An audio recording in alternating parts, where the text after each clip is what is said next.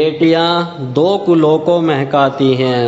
एक बाप बेटी की दिल छू लेने वाली कहानी।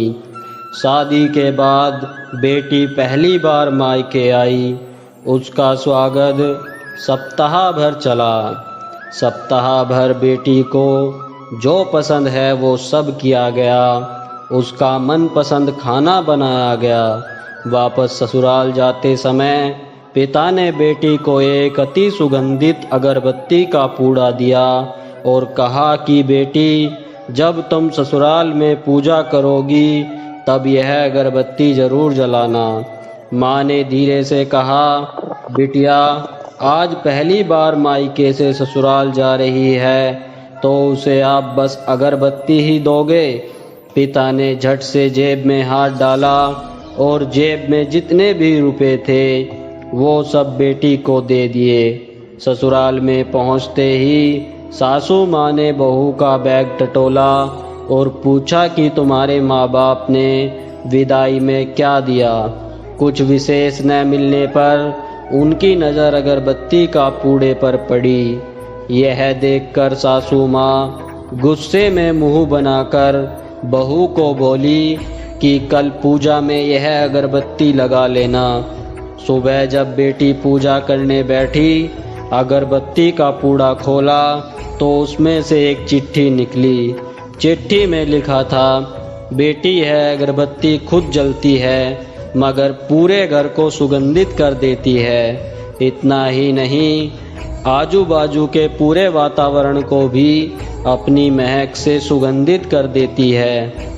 हो सकता है कि तुम कभी पति से कुछ समय के लिए रूठ जाओगी या कभी अपने सास ससुर जी से नाराज हो जाओगी, कभी देवर या ननंद से भी रूठोगी, कभी तुम्हें किसी से बातें सुननी भी पड़ जाएं, या फिर कभी अड़ोसी पड़ोसियों के बर्ताव पर तुम्हारा दिल खट्टा हो जाए।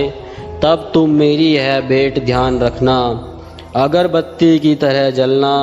जैसे अगरबत्ती स्वयं जलते हुए पूरे घर और आसपास की जगह को सुगंधित और प्रफुल्लित कर ऊर्जा से भर देती है, ठीक उसी तरह तुम खुद सहन करते हुए ससुराल को अपना मायका समझकर सबको अपने व्यवहार और कर्म से सुगंधित और प्रफुल्लित करना।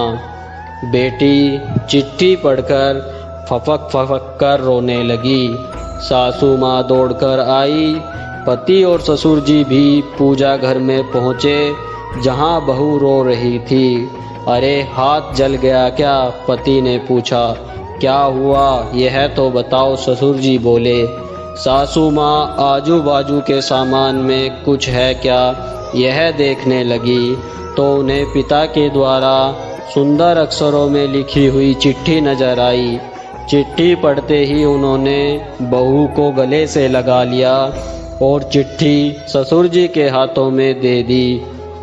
चश्मा न पहने होने की वजह से चिट्ठी बेटे को देकर पढ़ने के लिए कहा।